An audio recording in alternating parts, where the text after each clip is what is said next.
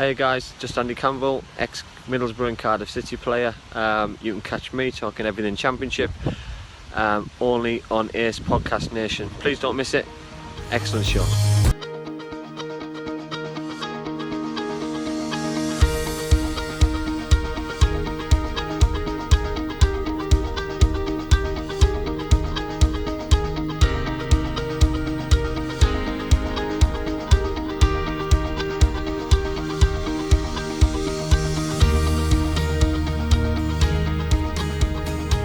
Hey guys, welcome to episode number 14 of the Andy Campbell Championship Show, only on ACEcast Nation.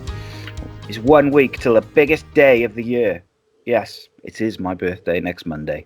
I'm Si, your host, and I'm joined by ex-Premier League and Championship striker, Cardiff City legend, Mr. Andy Campbell. We have three main featured games from the weekend's round of matches, which we focus on, as well as talking all the other games, given our 2 for 2, where we select two players who've had a nightmare or a blinder, and Andy will answer your questions, no matter how weird or off the cuff they may be, and there is one really weird one this week, as well as the soon-to-be award-winning 10-second segment, the best segment in podcast anywhere, the Fake Geordie Bingo Lingo, where Andy teaches me something about his northern culture, whether it be food or slang or a well-known phrase, could be anything, because, cultured northern man, as it were. So joining me to talk all these subjects and more, and provide his expert analysis, is the one and only goal-scoring machine, Mr. Andy Campbell. Welcome, buddy.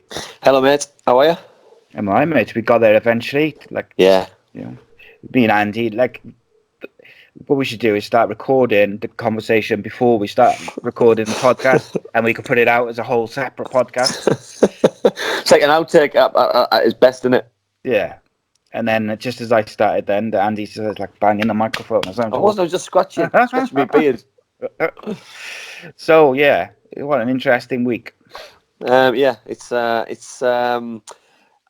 just the Championship at its best, isn't it? You know what I mean? I think football in general has taken a bit of a hiding since the racism, VAR, managers, players, interviews, pundits. I think it's the gift what keeps on giving. That's what I think. That's the best way to describe it at the minute. Yeah, it is. It's all over the shop. So before we get into the bits and the pieces, just do all the plugs to get them out of the way at the start, and then we can go. So all the shows and series are available in video format at youtube.com/ACEpodcastNation, and audio at all the usual podcasting platforms, iHeartRadio and the like. Today we dropped the second episode of the Danny Batten MMA series, where myself and Danny discussed UFC 244, the Cage Warriors from last weekend, and all the latest MMA news, and Danny took your questions. It's very interesting, and Danny's knowledge is just incredible. We've also got a couple of new unscripted and uncensored plans which are coming over the coming months and weeks. We got Welsh boxers Gavin Gwynn, Cody Davis, and former Premier League referee Jeff Winter joining us. I haven't recorded those shows yet, so you can send in the questions if you go to the Facebook page or Twitter page. There's posts up to send in questions. They don't have to be about boxing or football. They can be about absolutely anything. So anything you want to hear their views on or opinions, just send them in. And those shows are always fun because they go a bit off the rails when people ask weird stuff, or start talking about politics or something. It's always interesting.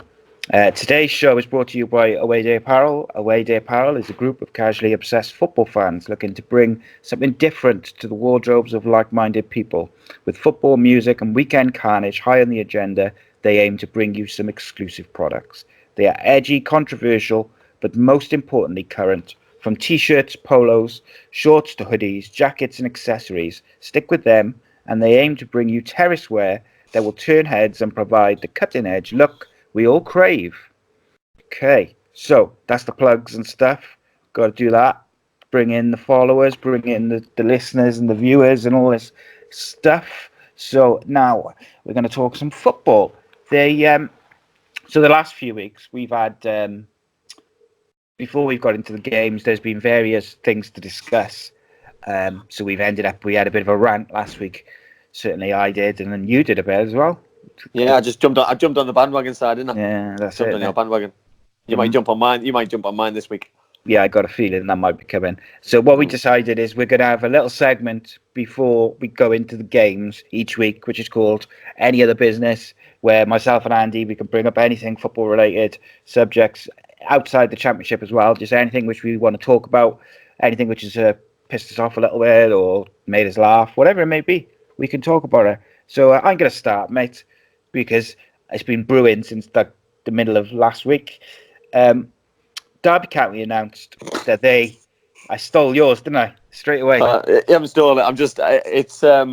You said there about things that have made us laugh. It's angered me that much. I think that it's starting to make me laugh about it. That they're starting to become a laughing stock. But go on, carry on. So last week, Derby County announced that they've sacked club captain. I should have brought the art club. I believe the wording was for gross misconduct. Now, I got a massive issue with this because. So first of all, I think I've said before, I'm really, really against drink driving. As most people are, but I've had it. It's affected my friends and my family, my extended family in the worst possible way. And so I am quite harsh on it, and I just think, get a taxi, like, for everyone. But for footballers, even more so, because you've got enough money in the bank. You're not scratching down the back of the sofa to find money for a cab or an Uber home. You know what I mean? There's enough ways to get home in this day and age without driving after you've had a few beers. And these guys didn't just have a few beers, they were drinking pretty much all day. So Derby sacked Richard Keoghs. Now, let's just get this right. Richard Keoghs did not drive drunk. Richard Keoghs was left unconscious in the back of a wrecked vehicle which had been involved in a high-speed crash and effectively left for dead, because, and I know that sounds like a bit dramatic, but the two guys, LAwrence and Bennett, as far as I'm aware, are not doctors, certainly not ER doctors, so they did not know he was unconscious. They did not know if he was just unconscious because he'd fallen asleep. They did not know if he'd broken his neck, killed him, he'd been killed, been hurt, whatever you want to say. They then left, so he didn't do any of that, he was just left at the scene. And then he also had a potentially career-threatening injury because of his age. And even if without his age taken into account, the nature of having such a serious knee injury is, it would be career-threatening for anyone. But at his age, I think it's more so. Was he stupid? Absolutely. Is he the club captain? Should he have known better? Most definitely. But if you are going to fire him for gross misconduct, then you absolutely have to fire the other two. You have to. I don't care. I understand the reasons for it. And like we were discussing on social media, people, and they were saying, well, it's their age, and it's other clubs will snatch them up. I don't care. Either sack all of them or don't sack any of them. But you can't sack the one guy who is like kind of least to blame and came out the worst of it. And also, I feel like Derby as a club had the opportunity to make a statement to the footballing world and to football fans and to players of their club, young players in their club, and players everywhere else, in that this behaviour is not okay. It's not, it's not acceptable in any way. What they did was very, very serious. They could have killed themselves. They could have killed someone else. And then they left the scene of an accident, which I'm not sure of the maximum punishment from that with the police, but I know they take it very seriously because it's effectively, it's hit and run, isn't it? Yeah. So to me, I think it's disgusting. My personal opinion is that they should have sacked all three, and they should have made a big statement about it and said, Derby County does not tolerate this kind of behaviour, and drink driving is very serious, etc., etc. I understand the business side of it, but Derby County is not struggling for money. And I know a couple of people said to me, they've got to pay for Rooney, so they've moved his wages off the wage, but they've moved Keogh's wages off the wage bill as well to pay for Rooney. But as far as I'm aware, and I'm, the strong rumour going around is that is it Bet32 or the sponsors are paying for Wayne Rooney. So it's a case of, Derby are not struggling for a few quid, and they could have made statement about drink driving and punishing these guys. However, the last point I'll say is that they could have just sacked none of them, and people would have probably been all right with that if they just left it at the fines, and the two who go to court, if they get sent to prison or whatever their punishment is in court, then that's what it is. But in terms of sacking them, I really feel like it was either all of them or none of them. You can't kind of do one or the other. What do you think, mate? It's the wording for me. It's the gross misconduct. So the gross misconduct is because you're on £25,000 a week and you're not an asset to the football club anymore. You get the sack. That is absolutely disgraceful behaviour by a football club. You know what I mean? That for me, they've got a duty of care. The club have got a duty of care along with the players have got a duty of care. The players have got a duty of care for each other. They've got a duty of care for the young supporters, male, female, elderly. They've got a duty of care for everybody. But the club's got a duty of care to Richard Keoghs, and that's to get him back playing or back to a level of life expectancy. You know what I mean? To be able to walk again properly and get him fit and healthy. You know what I mean? Because he's their player, and I just feel I feel as though they've let him down and they've let every other player down in that football club, because if a young player from Derby County goes on holiday in the summer to wherever, and they're messing about on a night out and they slip over and dislocate their ankle, are they going to do the same thing because it was alcohol related? If that happens, you know what I mean? Because now they set a precedent now. So every alcohol-based event that happens with a Derby County player and a serious injury happens, then their policy is to get rid and sack through a gross misconduct field or avenue. But I think it's an absolute disgrace. You know what I mean? Because I think the punishments. You know what I mean? You punish someone who was a passenger in a car. Do you know what I mean? And Tom Lawrence drove the car, scored 2 goals on Saturday. I'm going to mention him later on. So he's a massive asset to that football club. They had no intention of getting rid of him. The players have accepted 6-week fines. Richard Keoghs should have been handed the same thing to do community service in the area, be an ambassador to the football club. He would hurt just as much as anybody else having to watch football games week in, week out because he can't play. So every single game or day he was at that football club, it would have burnt a hole in his heart knowing what he'd done, because he'd done it to himself, and he chose, like the other two chose, to get in that vehicle. You know what I mean? So I'm upset. I'm angry. I'm frustrated.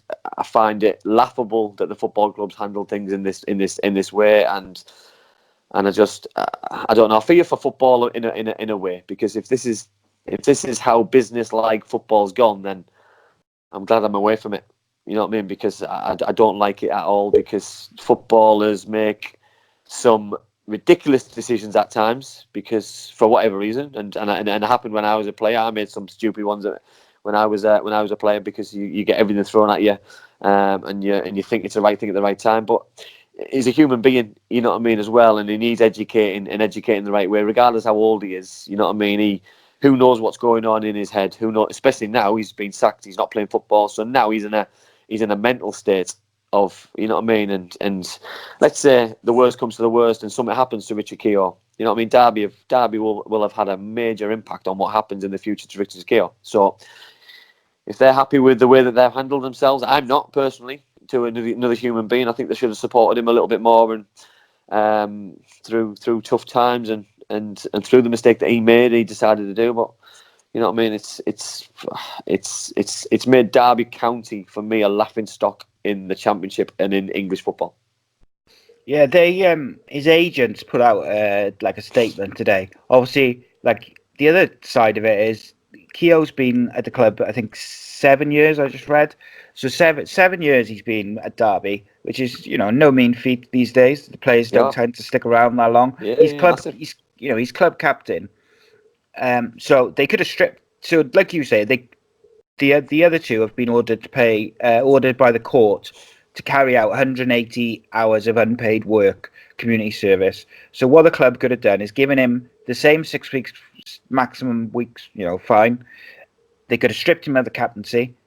They could have then told him to go and do work within all the community and the foundations that the club works with.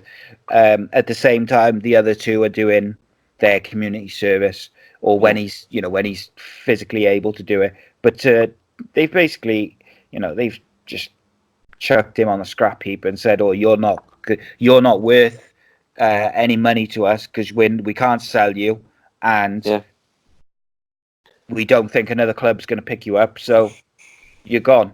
Yeah. I think it's and his another just last thing I'll say on that is his agent also said that he was absolutely shocked by the dismissal, and he thought that the club Richard should have been treated like family. He deserved to be treated like family and given support and help that he needs. He's obviously hurting. He's heartbroken, and his world has been completely rocked. And I think that pretty much is like spot on. Yeah. Rightly so, and we could go about it all day. You know what I mean? It's a story in itself. You know what I mean? And we said earlier that the game on Saturday against Middlesbrough took a backseat a little bit, and that's a shame. That because it was a big game for two big football clubs, and for the football game to take a backseat because of what's going on, and Philip Cocu to come out after the game and say it's been such a tough week. Tough week in terms of what? Tough week in terms of the club. The club made that decision, so it didn't have to be a tough week. The club decided for it to be a tough week.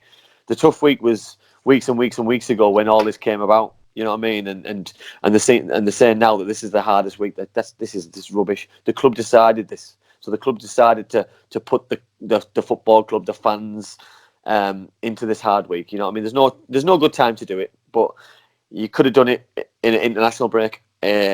Last week, why drag things on? You know what I mean? Why not wait till the next one? Why not just tell him it just doesn't make sense to me. You know what I mean? Pay him off because he's going to take him to a tribunal anyway. He's going to have to. You know what I mean? Because he's still got a contract there, and in my head, you know what I mean? Apart from having a night out, I don't know what rules he's broke.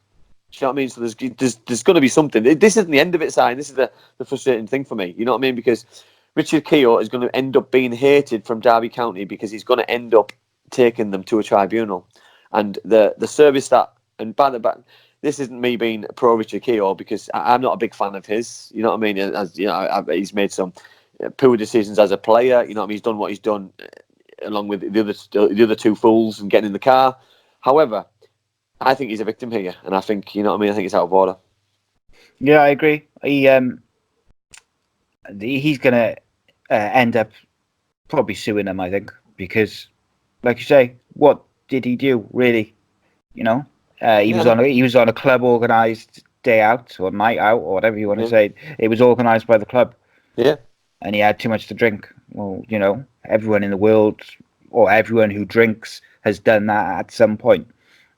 Did he make some poor decisions by getting in the car? Of course he did. But should he have? Maybe he should have known better, and he should have advised the younger players. But then you don't know. Maybe he did try to advise those younger players. They didn't listen, and then he thought, well, the best way I could help him is by coming with him. Yeah, I don't know what his thought process was, but we weren't there. Nobody was there with us, so no, that's it. So, have you got any other business which you would like to discuss today? I have. I've got a problem with managers getting sacked, and I thought Stoke City's timing of Jones getting sacked was very poor. Playing again tonight, I think they've just gone 1-0 down against West Brom.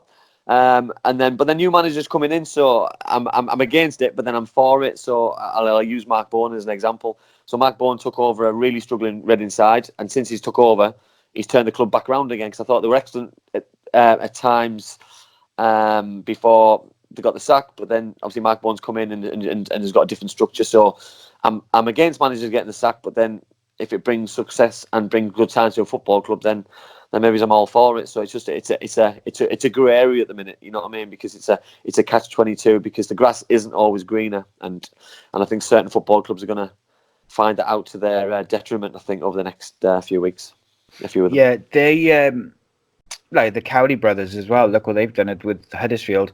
Yeah. They my thing with it is for the last, I'd say probably, I don't know, say end of September, start of October. I think that they've generally, there's been one or two poor performances. Generally, they've looked better and they've looked like they're starting to come together.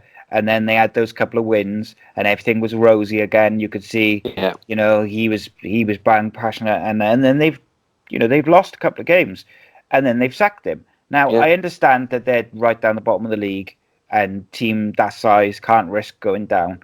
But equally, in the Championship, anybody can lose 2 games in a row. Anybody to anybody. Doesn't Yeah. even matter if you're top of the league and you're playing the bottom 2 in your next 2 games. You could still go and lose those games very easily. And I just feel like I don't want to say they rushed into it, because I feel that that he has been given a bit of time. But equally, when did he come in? This summer. Yeah. We're not even at Christmas. Yeah, no, it's. I think they've. But it's the timing of it for me, Simon. You panic after they've picked up, so they've got more points than they did have before. If they'd have done it now after carrying on bad performances and they hadn't won last week, I could probably accept it a little bit. But they've shown how for me, they've picked up in pockets, and they watch more of the games than we do, so they must have seen bigger improvements than what we have. So I find it the timing strange for me. Yeah, and I thought the players was, they were really playing for him as well. Like there didn't seem to be very many games where they completely, like down tools or gave up. So yeah, it's an interesting one. I can't say I'm particularly impressed, but No. you just don't know. You don't know how it's going to go, do you? But give, let's be clear. He came in the summer. He hasn't had it till Christmas, and they've binned him off. Yeah. Why would any manager want to go there? I got to be honest. Yeah, I know. Because you're not going to get. He's not going to get. If this new manager comes in, he's not going to get to the end of the season by the way they've been over the last couple of years. No. So why would you risk it? I wonder whether Nathan Jones regrets going there at all and not staying with Luton. But there we go. Yeah. And interestingly enough, we put a poll out asking, if people agreed with it, if they disagreed with it, if they thought he deserved more time, or he was turning it round. I think I worded it, and I think it was something like 60% of people voted that they should have given him more time because he was turning it around. So that tells a story in itself. Yeah, of course, yeah, of course. And speaking of polls, obviously each Saturday night I put out polls to vote for the 3 main featured games, so you guys can choose the games, the 3 we focus on. So this week our first game is Cardiff City versus Birmingham. I'll let you go first on this because I've got a few things. Well, I'll go with the start because I thought the start was absolutely shocking, and we spoke about the hangover or lack of hangover from the Swansea game. Poor start, and gave away such a not Neil Warnock goal again off a set piece. They've got so much height in the Cardiff City side, but they look so vulnerable off the things that have been so successful over Neil Warnock's tenure as a manager, not just at Cardiff, but as a professional football manager. So all over the place, give away a goal off a set piece, and if it wasn't for the post, and I think a little flick off Etheridge, it should have been 2-0. I think they got very fortunate with the penalty. I've watched it. I must have watched it about 13, 14 times, and I still can't get why it is a penalty. I see it happening every single corner. So if that's a penalty, it's a penalty for every single corner. You know what I mean? So I am a little bit confused with it, but I'll go on to some of the Cardiff ones as well. I thought Cardiff looked dangerous as well from set pieces. Aidan Flint a goalkeeper pulled off a great save from his header. Nelson got the rebound. Nelson scored a goal which got ruled out for I think it was offside or a foul. Mendes Lang back to his best on the right hand side, doing bits and bobs like he can do, but needs to be more consistent in my eyes. And I want to finish with just the 3 from Joe Rawls, because for a player to score 3 goals is great. I was lucky enough to score 3 for Cardiff, and it was a massive achievement for me. But to do it as a midfield player regardless if it's penalties or it's free kicks or it's set pieces, regardless what it is, to score 3 goals in one game from midfield is phenomenal. And he took his 2 penalties fantastically well. And his second goal, I thought, was outstanding. You know what I mean? Great play for Mendes Lang, and the way he curled it in the far corner was excellent. But Cardiff's just not doing things very easy. You know what I mean? I think last year that had been a 3-0 victory. The season went up 3-0 victory, comfortable, very easy. Look forward to the next game. But they're letting teams and poor sides like Birmingham getting back at them and causing them problems. And I think it's just going to cause them. It's going to cause them a lot of problems if they're not careful with letting as many goals in as they are, because they're looking more shaky at the back. And for me, and I said this last week and the week before, on paper, Cardiff City have got a better defence this year than they probably ever have in the past. But they're looking all over the place, and it needs to be eradicated pretty early before it causes even more problems. Yeah, look, I said, I think it was last week or it might be in the week before, the Cardiff need to find goals from midfield. So I'll start with that. Joe Rolls, I thought, had a very good game. And like you say, to get 3 goals as a midfielder is excellent. Obviously, 2 well-taken penalties and a good finish. Yeah. Same Mendes Lang, I thought, was pretty good.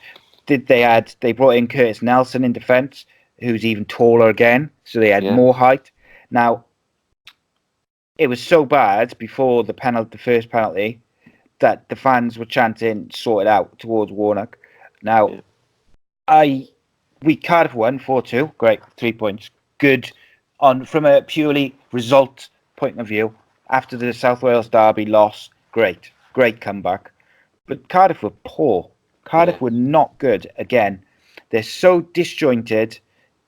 Yeah, man, it's almost like they're relying on individuals all the time, rather than like a game plan or tactics. And I think he's got a big problem because the defence looks dreadful. They just don't look organised. They look as if they're not sure what they're doing, what their jobs are. Joe Rolls is having a good season. Bakuna is up and down. Pack hasn't been the same, I don't think, since he's come back from injury as he was like the first couple of games. The wingers we've discussed at length, they're so inconsistent. All 4 of them. Consistency's killing them, yeah. All 4 of them are good enough to play for the top of the Championship, maybe even Premier League on their day, but they just can't get it together. And I thought Cardiff were very, very fortunate to get 3 points on Saturday. Yeah. Obviously, you had the Danny Ward sending off just after half-time, which did, that helped Birmingham. Birmingham get it back to 3-2 with a wonder goal. What a strike that was! Yeah, miles out. Yeah. And I think what helped them then after that was that obviously, what's his name? I forgot his name. The Birmingham player got sent off just towards the end, but that just took the pressure off in the last few minutes. And then obviously they get the penalty to make it 4-2, and it looks a lot more comfortable than what it was, because it was not comfortable. It was I thought it was poor, and I know some people will slate me for that, and they'll say, "Oh, they won 4-2. What more do you want?" Well, what I want is a team which looks like they're all going in the same direction. I think it's a high standard side. The high standards of what Neil Warnock has set, aren't being delivered this season, unfortunately. And we spoke about this at the start of the season. The Championship is the hardest division, but for me, it's got 10 times harder with the way that no team's running away with this year. Normally, a team will run away with it, and everyone can play catch up and go and try and catch that team who's going to try and get the Holy Grail. This year, there's not one team running away with it. There's about 4 or 5 in a pack, and it's gonna be an enthralling season, because the pack, the top 4 at the minute are doing consistently well, and then there's probably a little bit of a gap, which I think teams are going to fall away, and then there's probably the Fulhams and the Cardiffs and the expectations and the sides who everyone, including me and you, who thought they were going to do really well or better than they were going to, they're going to have a good run sooner or later. I mean, if that's 2 wins and then a drop points and then some more, you know what I mean? They'll claw it back over the course of the season. But it's just if that pack, the Swansea, the West Broms who are winning again tonight, Leeds United who won again at the weekend, they can't afford the gap to get too big, because the games run out, and by Christmas, you know what I mean, the games come thick and fast. There's a game every couple of days, and you know what I mean, you can't afford to be that far behind. And you know, the way that Cardiff did it really well last year, they'd win the home games really comfortably. They'd go away from home, they'd pick up a draw, or sometimes they'd sneak 3 points, and that's the way to do it. You're churning points away all the time. And at the minute, Cardiff are winning one, losing one, drawing one. You're dropping too many points over the course of a season, over a 2-week period, and Cardiff can't afford to do it. And I seen Neil's interview after the game, and he more or less stuck 2 fingers up the fans a little bit. That he said that I'm glad I was able to sort it out, because the fans were asking me. The fans are passionate. The fans care. The fans want him to get it right. The fans aren't there for him to lose his job. The fans want him to, after a negative game against Swansea City, to come at home against Birmingham and hit the ground running straight away. That didn't happen. So what does he expect? Does he expect the fans just to go, it's all right, we'll just bypass this other game? You know what I mean? They want to win every game. The standards Cardiff City set is they want to win every single football match, and they're even more upset and angry after what happened last Sunday, and rightly so. So this game was always going to be a passionate affair, and yes, it's a 90-minute game. Yes, they got off to the worst possible start. It could have been a lot worse, and for me, the goal off the set piece poor defending. The second one could have been 2-0, hit the post. For me, I'm still unsure about the penalty. So for me, Cardiff City got a little bit of luck. You know what I mean? More luck than probably a lot of teams are having at the minute. So they count themselves lucky a little bit that they've got themselves in a position to win the game. Yeah, I agree with that. I think they were lucky. So here's a question for you, I guess. A friend of mine texted me over the weekend and said that no matter what happens, Neil Warnock should not be sacked or moved out of the job until they should let him finish the season, because it's his last season in football. So they shouldn't do him a disservice. You know, they shouldn't make him look bad in his last season. They should just let him, see out his season regardless of what happens. Now, to me, that's absolute crap, because no sentiment. There's no sentiment in football. You can't. Unfortunately, you can take them down, mate. The way they've played this year. If you looked into the future and you told me, they're bottom of the league or they're in the bottom 4 with 5 games to go, I would believe you because of the way they've played all season. Now, I'm not saying that will be the case. I think Warnock's good enough to comfortably keep him up and probably, get a top 6 finish. But things do need to change. And what is even more worrying is the reading today how if they don't pay this Salah fee that they're going to end up having a transfer ban for 3 windows, which would be catastrophic because it would be. The last 2 windows have been so poor, which is why they're in the position they're in. So if they can't afford to have 3 windows of not being able to sign anyone. So I don't know why they don't just pay the money, because it is a bad look. But we got a question about that, so I don't want to say too much about it, because I want to hear your views on the question. Birmingham I thought were pretty good in spells. I think they're having a better season. I think we spoke about them a couple of weeks ago, similar to QPR, that everyone expected. Well, I certainly expect them to really struggle. You know what I mean?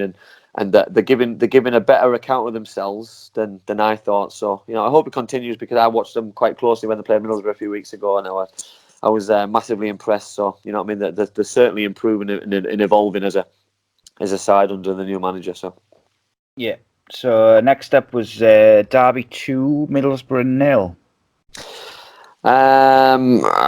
Game started decent for Middlesbrough, to be fair. They started it really well. Britta Sambalonga had a wonderful opportunity. I don't know why he took an extra touch. Open goal. Defender, he took around the goalkeeper. Could have just tapped it into an open net. Took another touch. 2 defenders closed him down, and then after that, it was all one-way traffic. Tom Lawrence scored his first goal after a good 1-2 with Chris Martin. And then, according to the manager, the game changed on the sending off. George Saville, shocking tackle, deserved a red card. 100% dismissal for me. And then, according to the Middlesbrough manager, that the game was over for them because they had 10 men. But people decide to do these tackles. The tackle's a red card. It's a ridiculous decision, but Derby absolutely dominated, created chance after chance. Ainsley Pears kept Middlesbrough in it, and then Tom Lawrence got a second goal after a neat and tidy run, took it on his left foot and just calmly slotted it in. And I was impressed with Derby because I didn't think it was going to be a great game after what happened in the week, but I think I remember after the crash that Derby won that game, so I was fully expecting a response from Derby, and a positive one. So obviously I spoke to a few people on social media before the Derby game because of a bit of banter we've had over the course of the couple of seasons, and I think we all agreed that Middlesbrough were going to be dominated for long parts of the game, and they're just really struggling, mate. To be fair, I keep coming on and worrying, and you know what I mean. The players are letting the manager down.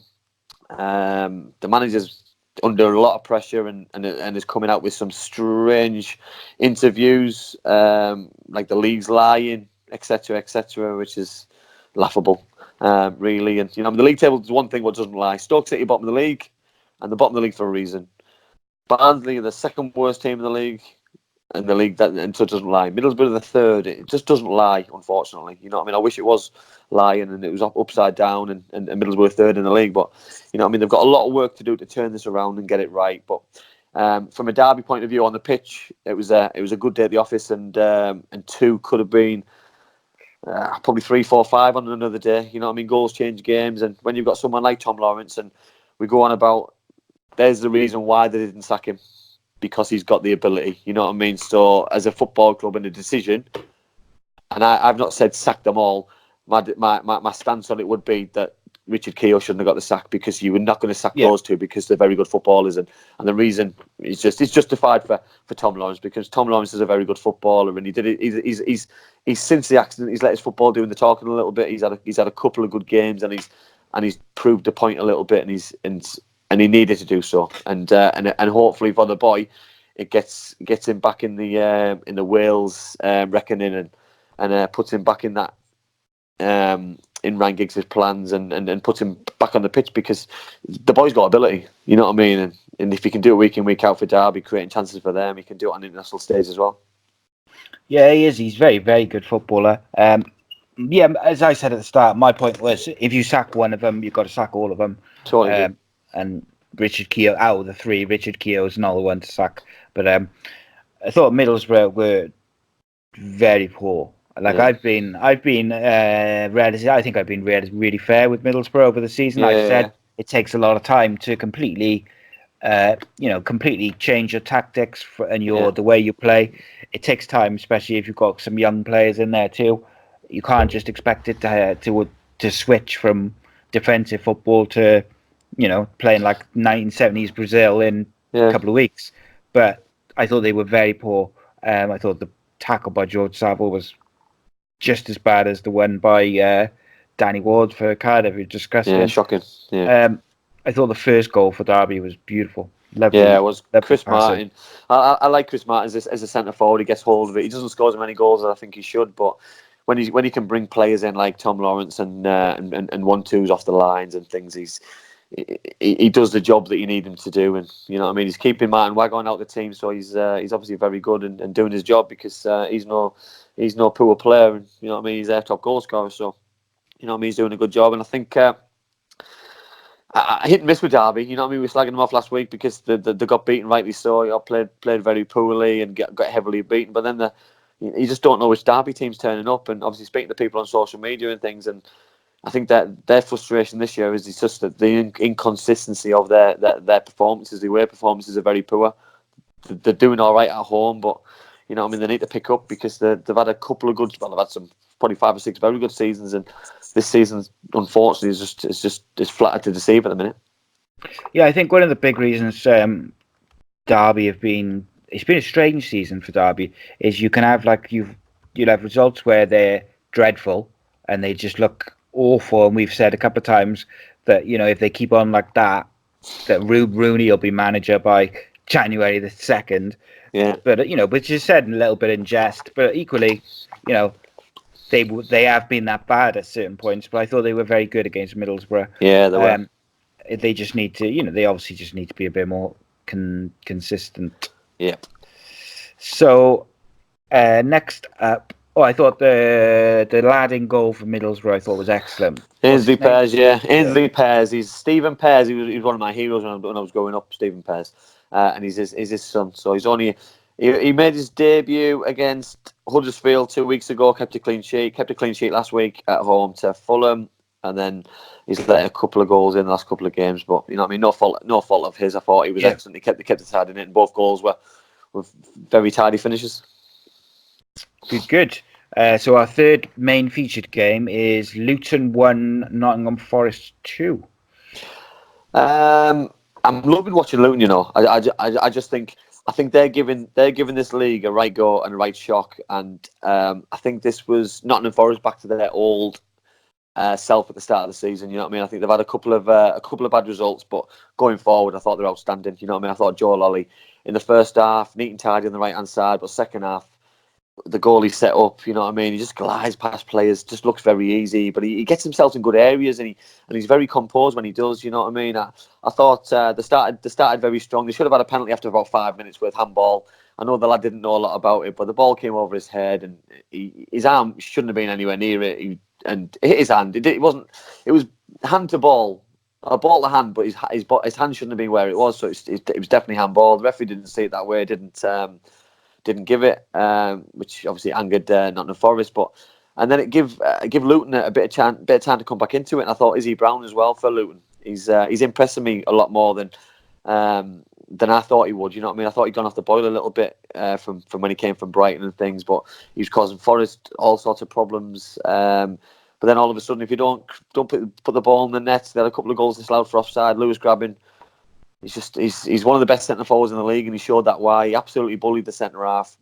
Showed pace, showed power, showed strength, and with a calm finish as well. And you know, when you've got someone like that up front, you've always got an opportunity to score goals. And I think 1-0 up at half time. Then Forest came into the game second half and just continued to do it. Joe Lolly with some excellent wing play to set up Sammy Amiobi's goal. And like I say, you know what I mean. I think all season I've spoke about those three, and when you've got three attacking players like that in your team, the rest of the players can defend because you've got that much quality. And you know what I mean? Sammy Amiobi, technically very good. Joe Lolly, technically very good. And Lewis Grabbing is an absolute animal monster up there who can bully defences, cause problems, score goals, leads the line well. And you know what I mean? Absolute joy to watch. And people question £5 million price tag, but you know what I mean? If he can get them in the Premier League, it's an absolute snip. So, you know what I mean? It's fantastic. But Luton, never say die, never give up.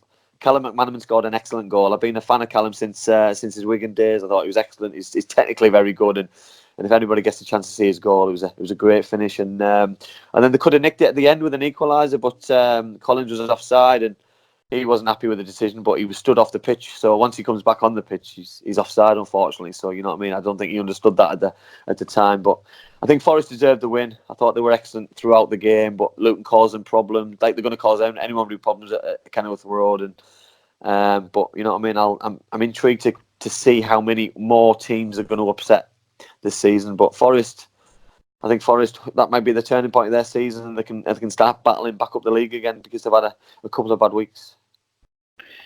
Yeah, Lewis Grabham could have had a hat trick in the first half. You know, he had some good chances. He did. You know, he probably should have scored. You know, at least a couple more. I think that one lets him downside. I think he gets in good areas on his own, and I don't know if he runs out of energy because he's doing all the work by himself, or he just doesn't have the composure because he's like a target man. You know what I mean? But he's got the lot for me. Got the lot. Yeah, he snatches at them sometimes, doesn't he? Yeah, seems to. Yeah, I thought, like you said, about Callum McManaman, this quality player. Luton, great to watch. They can't defend for toffee sometimes. Oh no, they're absolutely disgusting at the back. But going forward, it must be, if you're a season ticket holder at Kenilworth Road, you're getting your money's worth. You know what I mean? Already. Even if you didn't see a goal now for the rest of the season at home, you've got your money's worth.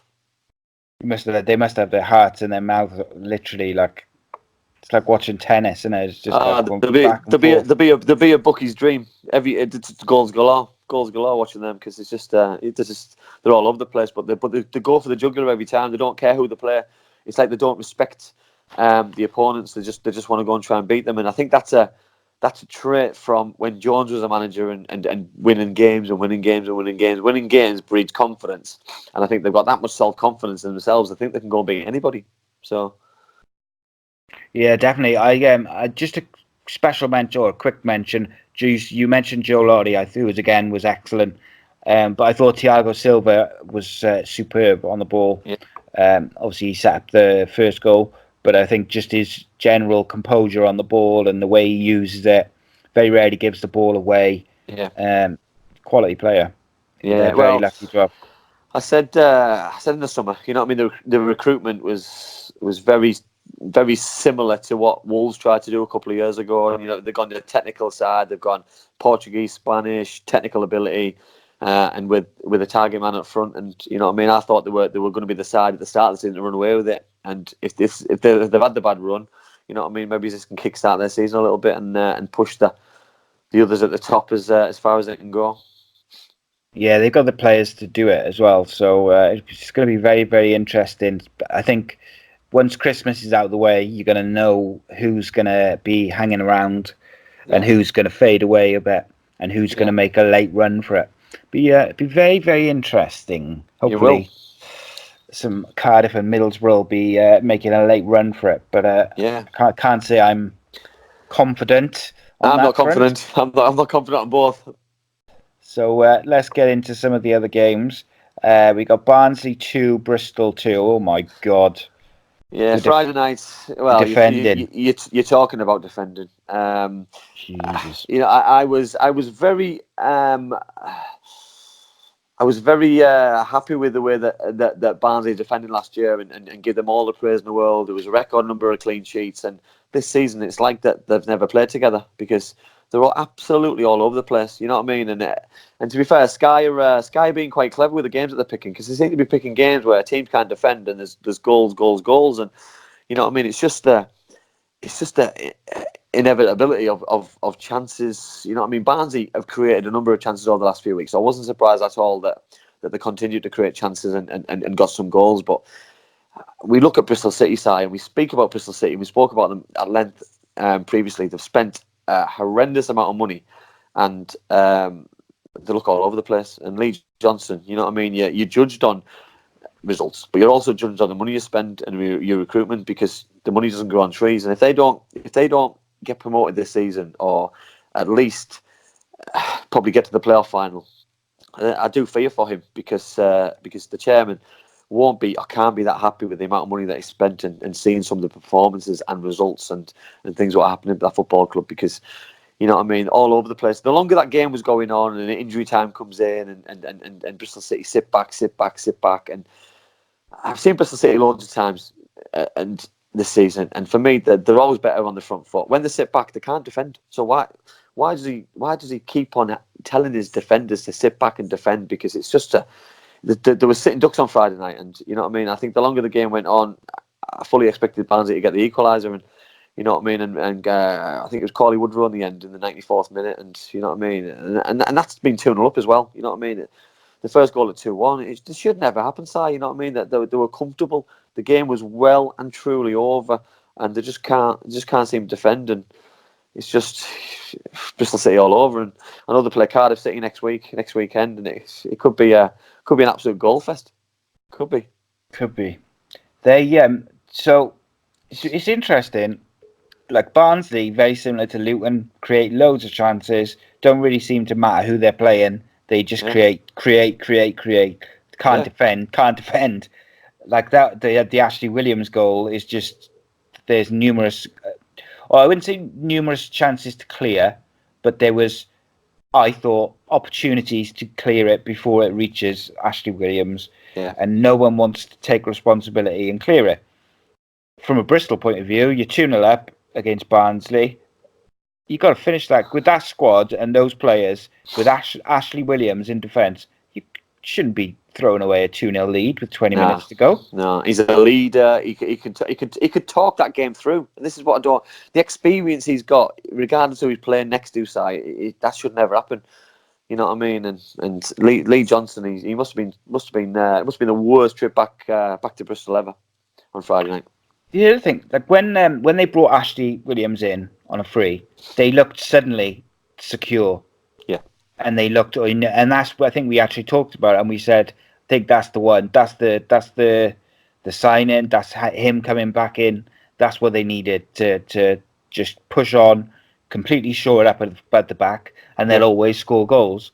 Whereas it was all right for a couple of games, and then they've gone back to not being able to defend, not scoring a great deal of goals. I know they bagged them 2 year, but they're not free scoring as they were at the start of the season. Wyman's doing a tremendous job still, but Yeah. I worry for him. And I got to say, going back to what you said about the playoff final, I think the amount of money that he has spent and the players that he's bought, anything outside the top two I think he's gone. I've got to say. I think, yeah, but I don't think a I've just said playoff. there, like I said, I think he's overspent. You know what I mean? Because he knew the areas which he needed to go and purchase players in. He knew his weaknesses, and people recognise that, and people put the prices up for certain players. But he's paid the money. The chairman's put his hand in his pocket. He's backed his manager, and then the manager's got to pull the results together, because it's the way of the world. And we're on about people who are losing jobs, and you know what I mean. He will also be under pressure, because if somebody took over that job and had some different ideas, that football club has got an opportunity to kick on to another level. Because if they can spend that amount of money now, you know what I mean, then who knows what they can. If they were doing half decent and doing better than what they're doing now, and what they're just inside the playoffs, they could spend an absolute packet, an absolute fortune to kick on to that next level. Yeah, spending money though doesn't always guarantee that you will be successful. Just ask Fulham. Yeah. So next up, we got Charlton, who lost 1-0 to Preston North End yesterday. Yeah, another. What can I say about Preston North End? You know what I mean? Every time I write them off, they come back to bite me on the backside and prove me wrong. And obviously they won the game yesterday from a penalty from Gallagher. They look comfortable. They look like they create chances. You know what I mean? I was surprised with what Charlton lacked and what they didn't offer. You know what I mean?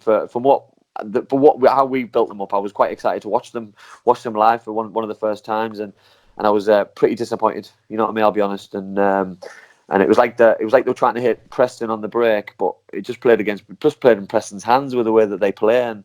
And just look at the league side. You know what I mean? They're second in the league. You know what I mean? I wrote them off at the start of the season, and you know what I mean. But the turn in performances away from home to go to Preston, that's a massive result.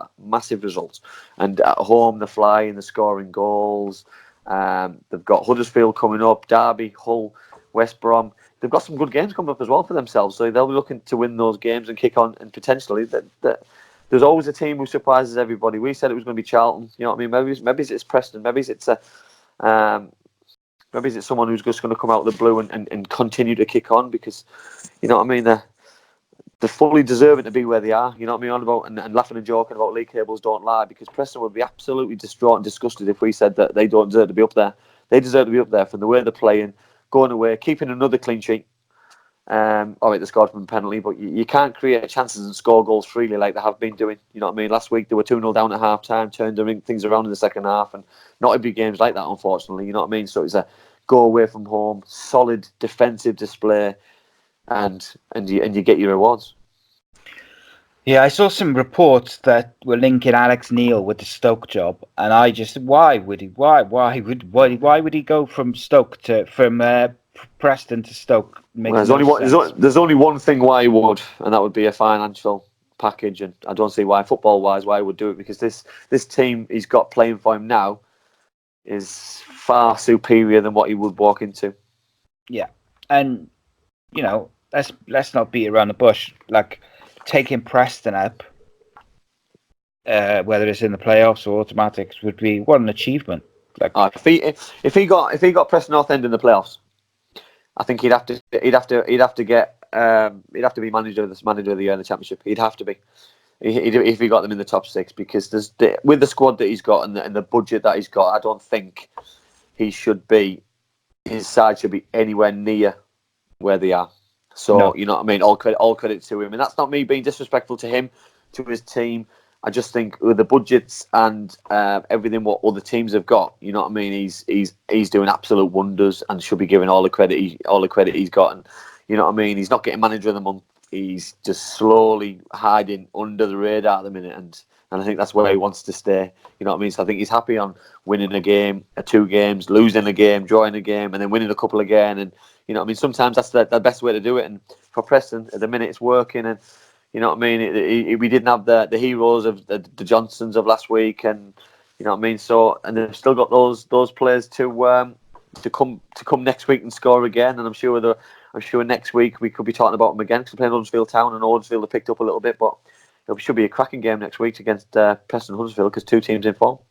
Oh yeah, that'd be a great game. I think the last thing I'll say on this game is Charlton. I think are missing Lyle Taylor.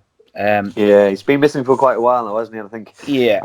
I think they are missing him leading the line. I think he's a big player for them, and I think it's the expectation for me, Si. You know what I mean? They're not scoring a massive amount of goals, and when you miss that much firepower, you know what I mean, it's quite evident, and you know what I mean. But the pressure will be on him when he comes back because they'll need him to start scoring. So that can also have an adverse effect. But for the boy, he needs to make sure he's fit when he comes back. Yeah, and that's the thing. If he rushes back because his team need him, and he breaks down in the first game back, it's no use, is it? No, I agree. Next up, Wigan 1, Swansea City 2. To be fair, as Swansea City season turned round from the Cardiff City win, you know what I mean. It looks like it for me. I think obviously the 1-2-1 at Wigan, they started really brightly. They play some good attacking football, but then they shock me with the way that they try and defend Swansea. I think that you know what I mean. It was like schoolboy defending. You know what I mean. And Wigan have improved, not to the improved to the first game of the season improved, but they've improved better than they were probably 4 or 5 weeks ago, and they're causing problems again. And you know what I mean. I think it'll obviously please the manager. You know what I mean, that they've turned the things around a little bit slowly and surely. But end of the day, they still lost the game. And, you know, as late as they did again, obviously it'll be heartbreaking because I think a point would have been a great result for them, and it would have been a good result for the league with the way that game went. And you know what I mean. But Swansea, they're right up there. They put themselves top of the league, obviously, because it was an early game. So you know what I mean. They were there to be caught on Saturday afternoon, and you know what I mean. Sometimes a win, and I'm going back to last Sunday. A win last Sunday against a rival seems like it's kick-started their season because. Previously on the Wednesday night, they got battered by Brentford. They lost the 3 previous before that. So, you know what I mean. Somehow, they've turned the season around from just winning 1 game really. Yeah, I think Wayne Routledge was outstanding again. He was very, very good against Cardiff, and I thought he was probably the best player on the pitch. And I thought he was again one of the better players on the pitch. Did you think it was a penalty to Wigan? No, I thought there was a few strange penalty decisions this weekend. I thought another set piece that if you're giving, I said at the start, so if you're giving penalties, there's going to be at least 2 or 3 penalties a game now. There's got to be because you know what I mean. It's minimal contact, but yeah, I don't know if referees are panicking or they're looking for the contact before it's happening, or they're expecting it because there's going to be contact because it's a contact sport. You've probably got about 18 players in the box for a corner. You know what I mean? Are you telling me there's 18 people, 9 from each team in the box, and nobody's going to touch anybody? It's impossible. It's impossible. There's got to be contact. You know what I mean? So it's a strange one. So my problem with that is, all right, if you want to make a thing where you want to crack down on shirt pulling and the hands around the waist and stuff, that's fine, but you've got to be consistent. It's got to be the same in every game, and it's got to be, if that means for the first 6 weeks there's 3 penalties every game, but eventually clubs will get the message and they'll stop doing it, or they'll stop doing it to the extent that they do it now. The problem is you'll have a weekend where there's 2 or 3 penalties a game, and then the next week you don't get them. So clubs and defenders will keep risking it because they know, all right, it might be a penalty, but I'll stop him getting the head to the ball. And next week, you know, you might get away with it. So But I think that's the No frustrations of the consistency. manager's side as well. That's the frustrations from the manager's side of things, because managers are getting punished for interviews after the game. They're getting yellow cards because of frustration, because it's the inconsistency of these decisions and calls. Because this weekend, and it happens in batches somehow, that this weekend there was 3 penalties for me, which are quite similar in terms of all corners. It could have gone either way. It could have been a free kick to the defending team, but the referee's given a penalty. And I just think next weekend, because this has happened and there's a big focus on it, next weekend it'll probably be the other way around. And potentially it's the same teams getting punished, because it could be the opposite way around. It could be Cardiff City getting a penalty, you know what I mean, or not getting a penalty because of a decision what's been made. And it's frustrating, you know what I mean? It's frustrating that the inconsistency. And then we speak before the show about VAR. VAR wouldn't sort this out either. So it's human error. People are going to make mistakes, but it's the inconsistency of the mistakes that, if it was a consistent mistake week in, week out, then you stick by it. But it's the grey area of the rules for me. You know what I mean? If there's any contact on the pitch, in the box, is it a penalty? You can't say that. It can't be that black and white. It's got to be. There's got to be some kind of rule, and then defenders know where they stand. You know what I mean? If you grab an hold of somebody or touch anybody, it's a penalty, and then defenders know exactly what they can and can't do. Yeah, I think it's those ones where they've got like their hands around their waist and they're literally like dragging them to the floor. They're the ones you want to see, stopped. Yeah. You don't want to see the ones penalties being given where they're just both contesting the ball physically and relatively fairly. One of the things I want to ask Jeff Winter actually is if there's if referees get like memos each week of things to look out for, or things we want to enforce these rules a bit stronger. They're not being enforced as strongly as they should. I would be interested to know if they do that, or if they do it at the start of the season or each month, so then you have referees as a group looking for shirt pulling from corners, or whatever it may be, elbows, or anything. I'd just be interested to know if there's like any sort of objectives, or not objectives, but like where they're telling them to look out for certain things. Yeah. Interesting. Indeed. Next up, Blackburn 2, Sheffield Wednesday 1. Didn't see this one coming, to be fair. You know what I mean? I thought the way that Sheffield Wednesday have been playing, more importantly, the way that they've been defending. You know what I mean?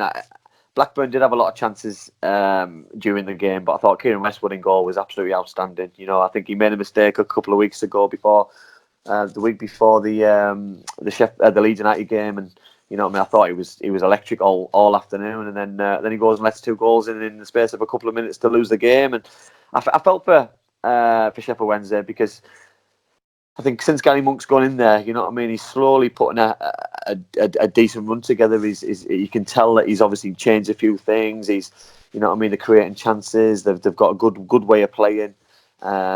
You know what I mean? It'd be interesting to see what Gary does in the transfer window, if he strengthens, to see if they can go to that next level. But you know what I mean, the position he's put them in, you know what I mean, this is just a one-off game. I believe they'll pick up next weekend, and they'll be strong again. But you know what I mean, Blackburn, they don't surprise me.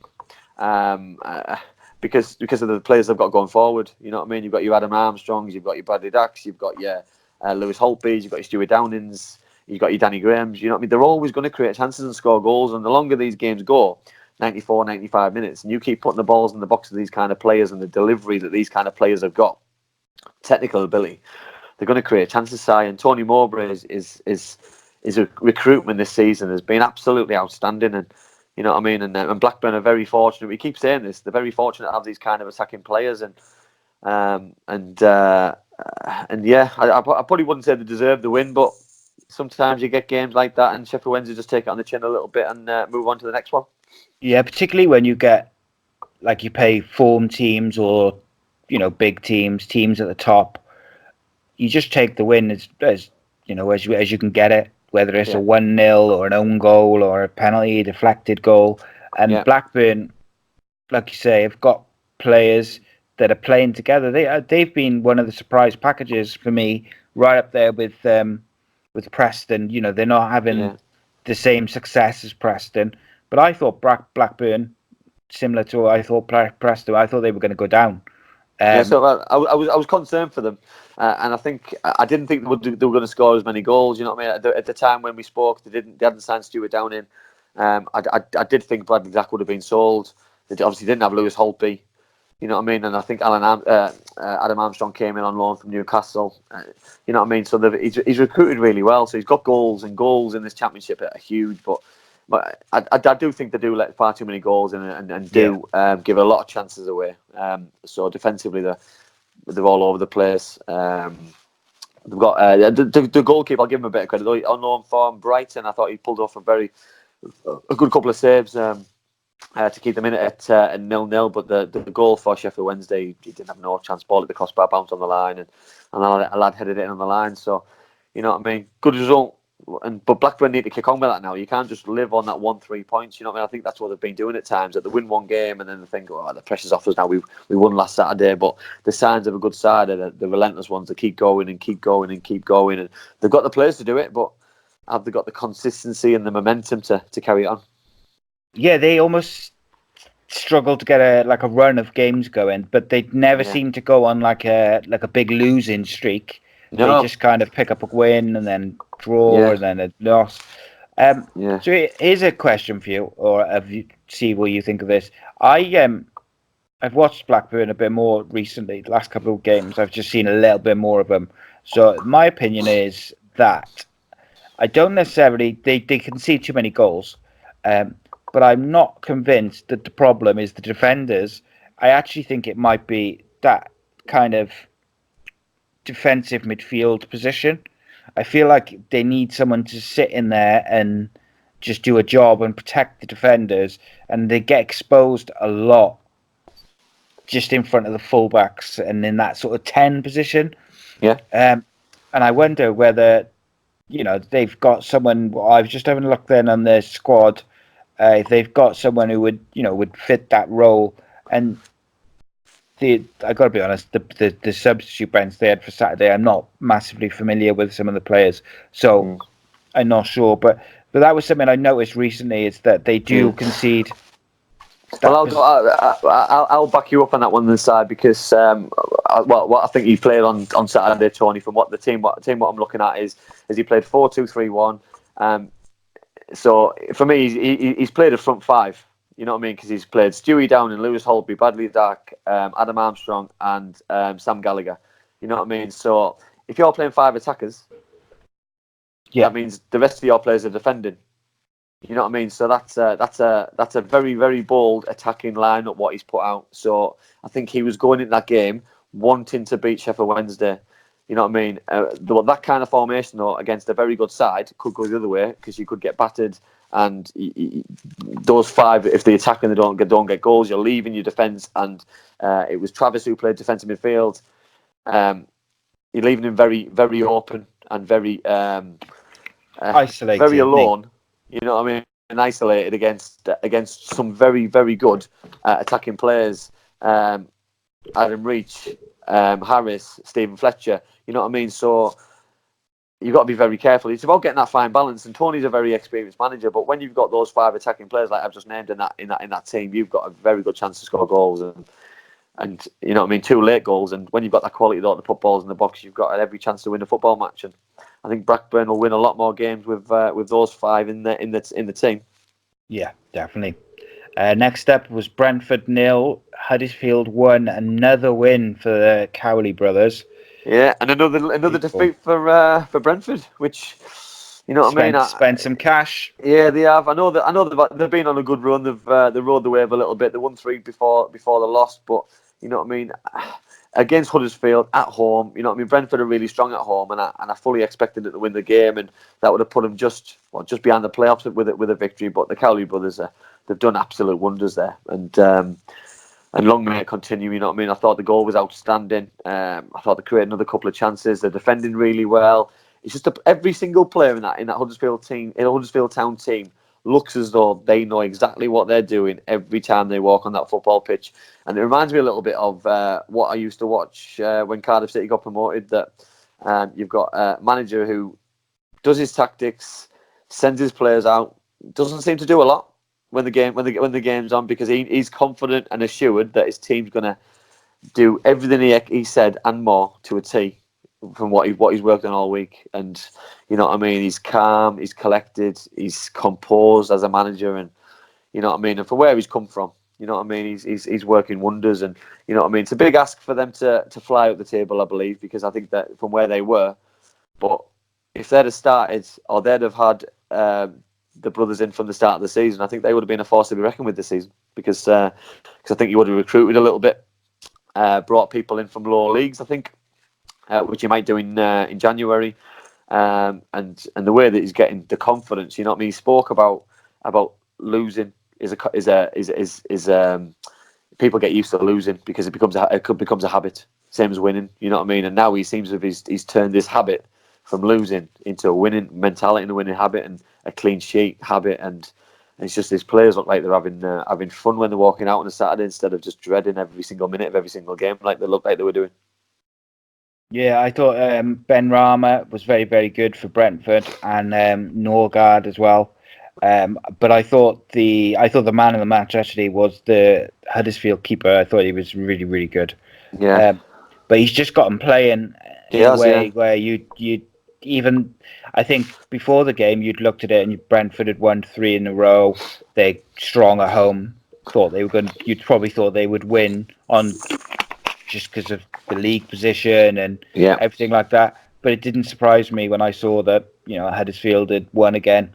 I think they look stronger side away from home, because I think they're set up the way that they play and the way that they defend in numbers and the way that he shapes them up with his 2 banks of 4, and he can play 1 up, 1 behind, and I think they are set up like the beat Stoke City away 1-0. You know what I mean? They played it against Middlesbrough at home, but they played the defensive formation. They hit Middlesbrough on the break, drew 0-0. You know what I mean? He's eradicated the issue. The issue is letting goals in, so he's sorted that out straight away. So he's realised what the problem is, and he's gone in there straight away, stopped the problem, and then he's just slowly working on other things. And you know what I mean? And he's showing how much of an excellent manager he is, and his players are responding by giving him the results and throwing themselves up the league, because you know what I mean. If they stay up this year, he's done his job. He's gone in there with a remit, and his remit will have been to stay up. And so far, he's getting them well above the problem area.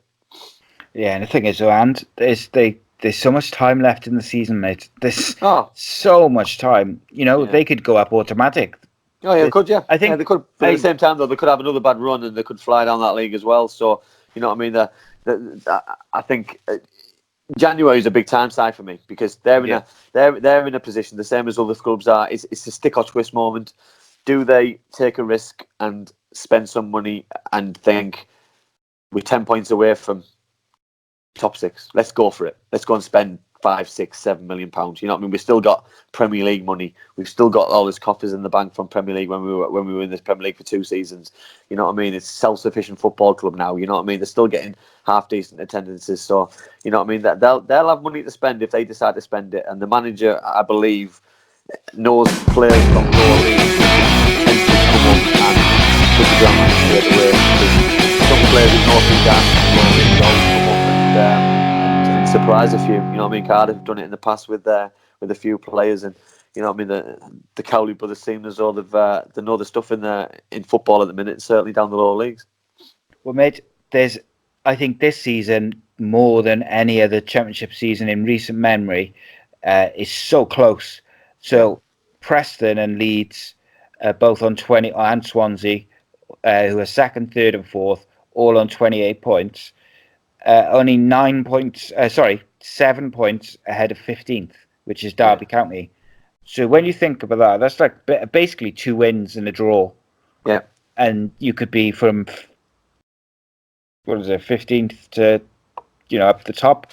And I just think this season more than ever, the championship is so close. And I think ridiculous. It'll come down to who spends money and how they spend it. Yeah. Yeah, I agree. I think it's a stick or twist moment. It's what people need to start. Well, people will all be looking at it already, because you know what I mean. They'll be thinking, we need to get away from relegation. We need to kick on to get into the top 2. We need to do this. We need to do that. You know what I mean? There's some big decisions for chairman to make, but you've also got to remember these pot of players, what all these players are looking for. You know what I mean? These teams are all going to go for the similar players, so they're all going to be battling out for these players coming from Premier League teams who aren't playing, from the Championship, for example, Jared Bowens, who's doing really well. You know what I mean? These teams will be looking at the similar kind of players, so it's going to be a lottery for who gets the holy grail players to put them up to the top 6, top 8, top 2. It's going to be an interesting Christmas and January, I'm sure. Yeah, who's got the bottle to spend the cash? Yeah. Next up is Fulham 0, Hull City 3. Did not see this coming. Scott Parker is also another manager who's under pressure, by the way. You know what I mean? Because I can't work him out. I honestly can't work him out. And to be honest, if you see this game, you probably look at it and think, without watching the highlights of the game, that it's just one of those games that they'll have battered them. But do you know what? Hull City scored 3, but they could have scored 5 or 6. I thought they were outstanding. You know what I mean? Going forward, I thought, apart from a Mitrovic header from a corner, they showed very little. Fulham were absolutely all over the place at the back. Alfie Mawson, he got turned inside out off Jared Bowen a couple of times, and they just looked all at sea. Every time Hull City got the ball, they looked as though they were going to score. And to be fair, Hull slowly and surely over the last few weeks have picked up, and they score goals, they create chances. They let a lot of goals in. So I was massively surprised that they kept a clean sheet, but people go on about it, and somebody put something on Twitter the weekend, which, you know what I mean, I shut down a little bit because I just don't agree with it. Fulham fans still buy into this possession-based football. Possession-based football is fantastic when you win a football match. But when you get beat 3-0 at home and you still have 75% of the possession, then I don't see what can be going right. What can be going right? If you're keeping the ball for 3/4 of the game, you'll keep the ball in possession for 3/4 of the game, but you've lost the game 3-0. You haven't scored. You've had one shot on target. Then what you do? What? Who's keeping the ball? Is the keeper just stood on the ball for an hour? Is that what's happening? Because I must be missing something, because you know what I mean. The chances what Fulham created were all set pieces. Mitrovic was unlucky not to score off a header off a corner. You know what I mean? He's their threat. But if Fulham aren't careful, Osai, you know, we're on about people recruiting, but why would Mitrovic want to stay in the Championship at Fulham if they've got no chance of getting promoted? Yeah. So you're on about recruitment, but also players have a duty and a power that they want to go and play at the best possible level. And you know what I mean? He might want to go back in the Premier League. He might want to go over to Spain, over to Italy, over to somewhere else and try his football, because you know what I mean? He's a Premier League footballer, international class footballer, and he won't want to just scrape around in the Championship for another season. Yeah, Bobby Reid should have stayed at Cardiff. See. Yeah. Just had to get that in. Not that I'm bitter at all. Jared Bowen, incredible again, mate. Yeah, 10th goal of the So season, good. Si. So good. 10th goal of the season, you know what I mean? I like. Part of me, I'm really pleased for him that he's doing it, but then I think he's only got another 8 more games before he's leaving. So I mean, he's harder. Well, to be honest, and I said this on Twitter the week, I hope that he goes to a Championship side who gets promoted, because if he goes to the Premier League straight away now, I don't believe he'll play straight away. So it might have an impact on his career. So I think he needs to play. You see, so and the way for me, he'll guarantee the players if he goes to a Championship side and gets promoted. Yeah, I think I know I joke around and I say, but I am a bit biased in that I would like him at Cardiff, but I think actually he's exactly what Cardiff needs. He can play 10, he can play left, he can play right, he can play up front.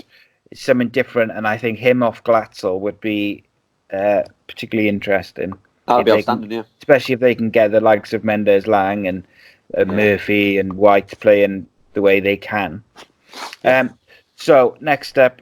Oh, he says next up and then just clicked off it, so I don't know what's next up. I think it was the Leeds game. Leeds QPR, yeah. Yeah. To be fair, we've bigged up QPR all season, but this was just a game too far for them for me. Leeds absolutely battered them, and if 1 week soon, Paddy Bamford's going to bring his football boots instead of his ice skates, and he's going to start scoring goals because, credit where credit's due. I thought he was excellent on Saturday. I thought he led the line really well. He was so unlucky not to score. He had a goal disallowed for offside. He took the ball around the goalkeeper, a last ditch tackle. He had a couple of other half chances. Klitsch had a couple of very good chances. Phillips had some other good chances. They had something like 18 or 19 shots on goal. You know what I mean? So to only score 2 was probably a little bit disappointing for them, but QPR showed very little, apart from a Jordan Hugill header second half. But this was a dominant display by Leeds to at the time it was to send them top of the league, and you know what I mean. I thought they were very, very, very strong, and you know what I mean. There's not going to be many teams who are going to go to Elland Road and turn them over because they're just so strong, and they keep clean sheets as well. You know what I mean. That was the 15th game, and they've let 8 goals in. You know what I mean? That's outstanding. You know what I mean? They've only scored 19, whereas like West Brom's have scored 27, Preston have scored 28. You know what I mean? So they're not scoring as many goals as they should. But you know what I mean? When you're keeping clean sheets, 1 goal's enough. Yeah, it is. Yeah, and they're defending like we thought some other teams would. Yeah, because obviously when Pontus Jansson went, we wondered whether they might struggle a bit at the back. Yeah. Yeah, well, I thought Bielsa would have had him just attacking and like Kevin Keegan and attack and winning games 4-3. But you know what I mean? He's got them playing exactly the way that he wants them to play. Italian football, defend when they need to defend, and then break away and get goals and at pace, and fullbacks crossing, wingers attacking. You know what I mean? Jack Harrison's goal, I thought was outstanding. Klitsch in midfield is so just dominating games. And I actually thought If Paddy starts scoring goals, mate, I do fear for the league. I honestly do. But he needs to score. Yeah, he's got to score first, mate. I think the last couple of games, Glick has not been as effective. Like he's been decent, he's tidy with the ball, but he hasn't been as good. Whereas I thought versus QPR, I thought he was incredible. I thought he was really, really back to where he was at the start of the season, sharp, composed, and I just thought Leeds looked very comfortable. They just looked like there was never any doubt that they were going to score and they were going to win, and it was just a comfortable victory, which says a lot because QPR have been in good form all season, really. Yeah. So last game is Reading 2, Millwall 1. I spoke about at the start, didn't I, about the Mark Bowen effect, and to be fair, they were well worthy winners. Going forward, I thought they were at their own best. I'm going back to Cardiff when they beat Cardiff a few months ago now, but I thought they were outstanding going forward. I thought the goals that they scored were excellent, and defensively, I worry for them because they do seem to be all at sea. You know what I mean? And I probably put that in. It's like patches for me, you know what I mean? You go 2-0 up at half time, the game should be dead and buried, you know what I mean? That you shut up shop for a little bit and you frustrate teams and you hit them on the break because they've got good enough players going forward with Puskas and Baldock. But Millwall got back in the game, Jed Wallace scored again, and then they just couldn't get the equaliser, you know what I mean? They just ran out of ideas and the game filtered out a little bit. But Mark Bowen's worked wonders there since he's gone in there. He's won the last couple of games. You know what I mean? They were in relegation when he took over. He's took them up to 19th. And you know what I mean? He's shown himself to be a good manager because obviously there was a question mark over should he have got the job. Obviously he hired himself as the manager, and I questioned it. I thought it was the most ridiculous thing I've ever heard with what happened. But he's doing the talking on the pitch, and that's the most important thing, and he's proven himself that he was ready and it was his time to take over, and I hope he does succeed because Reading are a good football club, and you know what I mean, they are a big side. They were in the Premier League not so many years ago, so I do hope that he can carry it on. Yeah, I'd love to see that interview with him interviewing himself for the job. yes, all right. Just be him, and he'd be sat on one side of the desk, ask a question, and then run to the other side of the desk and ask another to answer it. But yeah, Reading have been, they have been excellent since he's taken over, and they just 2 very, very good goals. I like Sam Baldock as well. I think he's a good championship striker. I do. But Millwall, I thought since they've had the new manager, they've looked very, very good.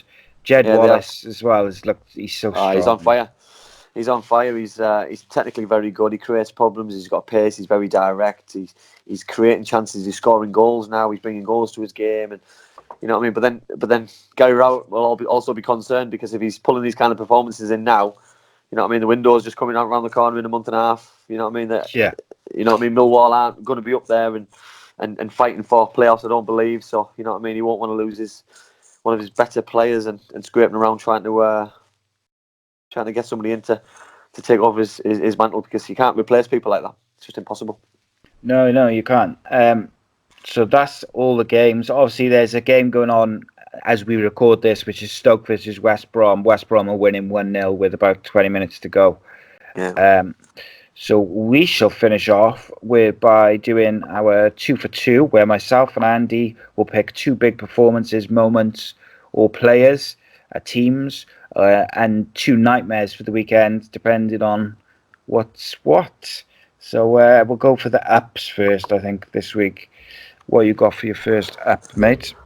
I've gone for Joe Rawls. I just think, Joe's a good mate of mine, but I think more importantly, for any player that's got a hat-trick midfielder, you know what I mean, he deserves the accolade of an up, because it takes a bit of guts, you know what I mean, 2 penalties as well, you know what I mean, it's not easy putting those away, and his tardy finish for a second. So yeah, Joe gets my first.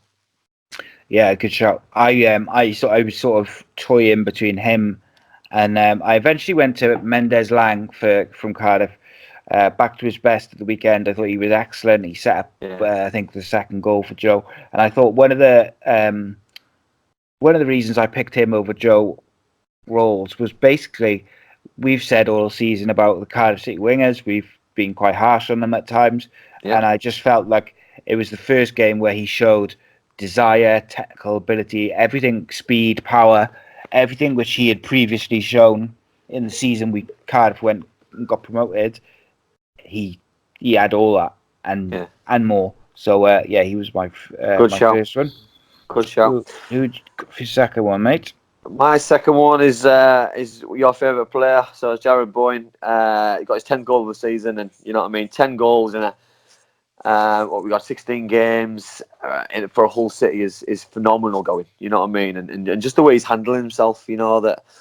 You know what I mean, to get this early doors now, if he was playing in a side like a Leeds United, like a West Brom, like a Swansea or a Cardiff or a side what's up there creating chances like the other teams are, even a Fulham, he'd have probably 15 or closer to 20 the way that he's playing. You know what I mean? So towards the end of the season, if he can carry this on or get himself a move to the Championship and to a good side in the Championship, I think he'll get himself in the Premier League next season, because good players deserve to be playing in the Premier League, and Jared's this season for me, and I've looked at him really closely, especially over the last couple of weeks, and he's an outstanding talent. Outstanding. Shout. Always happy to hear his name getting the ups. He's had a few this week, this year from us. But it's difficult, you know, when someone's playing. His all-round game as well as his goals as well is so good. Yeah. You can't ignore side, can you? You can't ignore it, and I think it'd be ignorance if we did ignore it. You know what I mean? So I think you got to give credit where credit's due. Yeah, one thing that can be said is we are always fair to everyone. Yeah. You know? So mine was I went for Tom Eaves of Hull. I thought he was excellent all game. But the main reason I went for it is the desire and the passion that he showed throughout the game to just bust the gut to get where to get in position for goals and crosses. Several times he ran 50, 60 yards at full pace. He's a big boy. Like 50 yards to get to the back post, and then the cross was sort of overhit or underhit and it wouldn't get to him, and then right at the end he bust a gut as I think it was Bowen broke through. Bowen shot, keeper saved it, and he's very fortunate. It kind of hit him, the rebound, and went in. But it was just the desire to be in that position and get there, even though he probably thought Jared Bowen was going to score, and they were all, I think, they were already winning. Didn't matter. Winning 2-0 side. Do you need to do that in the 90th minute or whatever? 85th. No. You know what I mean? So you said the word there, the desire to want to get your goal. That's the biggest thing for me. Yeah, and we questioned a lot of footballers' desire last weekend, so I felt that was quite fitting to go the opposite way. Good shout like that. And then for your downs, mate, who you got for your first one? I have gone for Fulham's back five because I thought they were absolutely diabolical. You know what I mean? Scotty Parker brought two of them off. Alfie Mawson got twisted left, right, centre about 5 times over by Jarrod Bowen. You know what I mean? So for me, massively underachieving. You know what I mean? And at home against Hull City, you letting 3 goals, and you need to take some stick for that. So yeah, I've gone for Fulham's back four plus the goalkeeper. So I've gone for Bristol's back four. I was torn between Fulham and Bristol, and I almost kind of went for a combination of the two, because I just thought for Bristol City to surrender a 2-goal lead with 20 minutes to go, and both goals they defended so badly, they were just kind of stood there watching as Barnsley scored without like throwing themselves in front of it. Particularly the second goal, where it's like the last kick of the game, you're winning 2-1. You know, you want the points away from home, and just kind of stood there, you know, watching as Woodrow puts it away. Shouldn't happen, Si, should it? Yeah. Shouldn't happen. Especially when you've got experience like Ashley Williams in the back. There's no excuse for it for me. Yeah, shouldn't happen. Shouldn't happen. And who you got for your next one, mate? My next one, mine happened on Friday, just before the football. So I've gone for Stoke City's board and chairman for making, for me, one of the daftest calls of the last few weeks, because I just thought it was an impulse decision to sack the manager. You know what I mean? And it's coming up to a fruition now that they're getting beat 2-0 now. So, which pleases me a little bit. The grass isn't always greener. You know what I mean? Yeah. So you sack a manager. Today was always going to be a tough game for Stoke City. So why not give him it and give him an opportunity to get himself out with the rubbish that he's put them in? You know what I mean? So today might have been for me, it's given the players an excuse to play badly tonight and get beat, and I don't like that, because I think it's just given a free result for players, and a free performances for players, just to basically toss it off. And it doesn't really matter if you win, lose, or draw, because there's no manager there, and the new manager won't be in place for another few days. So this is an irrelevant game, and you know what I mean, for a football club like Stoke City, that should never happen. Yeah, it's bizarre timing. It's just stupid.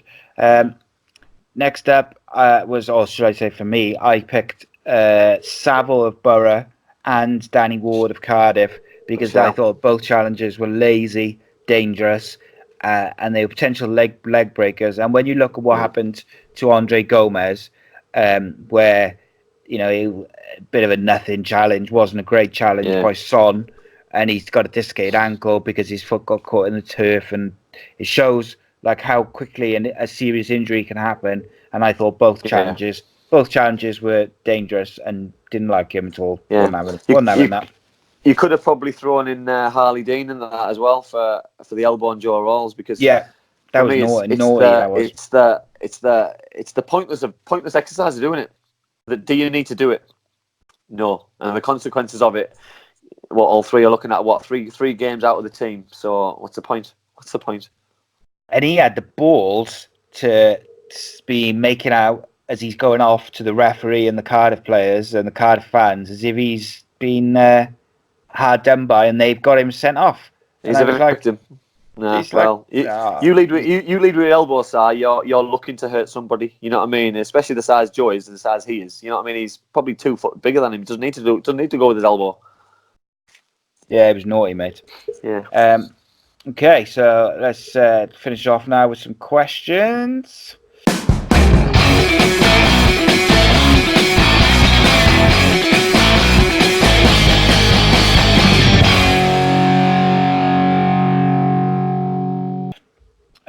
You could send questions for Andy every week to facebook.com/ACEcastNation or Twitter @ACEcast_nation using the hashtag AceNationArmy. You can also email acenetworkcontact@gmail.com. Who should Stoke City employ as their new boss? Oh, the position they're in. I believe they will go for an experienced manager. I believe they will. At the minute, I don't think they will probably go too far wrong looking at someone like Tony Pulis again and go down that route of getting them out of trouble. Not the football that everybody enjoys, not the football and reasons why they got rid of him in the past, but they're in a position where they need to get out of the rubbish they're in. Cowley brothers talked about it, about the rut, you know what I mean? They need to sort their defence right out. If you're bringing in a young manager now to sort this out for his first job, not going to happen. Not going to happen. You need somebody in there with experience who knows the club, who could go in there and work wonders in a short space of time. And I believe Tony could do that. You know what I mean? I'm not saying it's going to be pretty. I'm not saying it's going to be expansive football. I'm saying he's going in there to do a job and a remit, and then somebody can come in and work with him. A younger person, maybe, and someone who can take that football club to another level. Because, you know what I mean? I think Jones was just unlucky. I do believe that. You know what I mean? He'll come back. He'll come back from this better, stronger. But at the minute, Stoke City, you need to sort this out, because, you know what I mean? Everyone says Middlesbrough are in a false position. Well, they're not. Stoke City are in a false position. No, they're not. They're there because they're the worst team in the league, and they're showing it every single Saturday at the minute, apart from one. And if they're not careful, they're gonna end up in League One, and that will be an absolute travesty for that football club.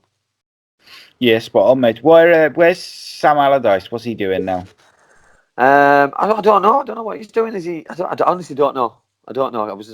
I nearly just made something up, but I don't know. I don't know what I was going to say. That'd be quite interesting, wouldn't it? I don't know. Is he allowed to work? Should have made it up. Is he still getting paid? Is he still getting paid from the FA? Is he still getting paid by the England FA? Because if he is, he won't be able to work. So there must be a reason why he's not having a job. Because why wouldn't he work? He's a good manager. He should be back in football. So part of me thinks that some people are always on this long garden leave, so they still get paid. So because they don't get paid off anymore, so that they can't work for a certain amount of so they years get paid. Or whatever. They just collect their wage until another job comes. Basically, yeah, or something what appeals to them. So maybe the Stoke City job might appeal to him. Yeah, that's not a bad shout. Okay.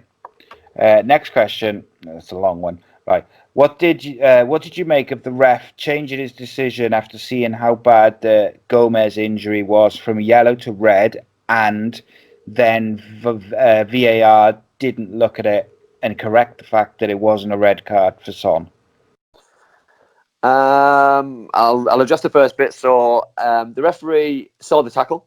The referee took his yellow card out of his pocket and held it by the side of him to give it to Son.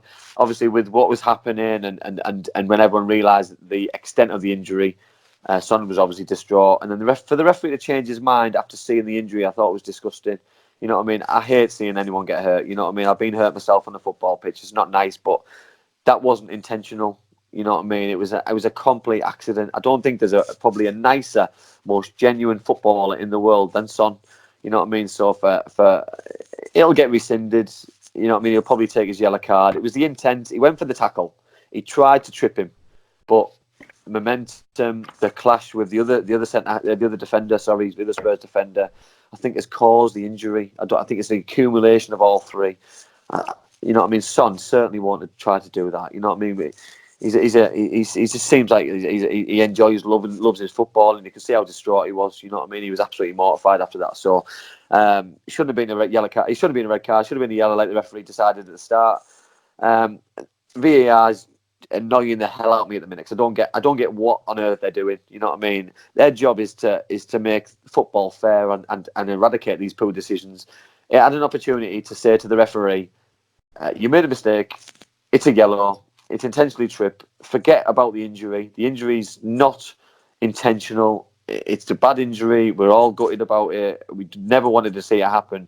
But Son didn't deserve a red card for the tackle." So my point is, the yellow or red card should be given for the incident, or the foul, or the dissent, or whatever it is.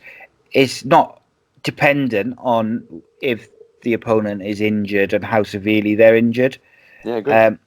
And I thought one of the things which sprung to mind is, like, you see a lot of stuff about integrities, don't you, of referees and betting within sport, and there you've got a referee holding a yellow card ready to give it, and then suddenly he changes to red.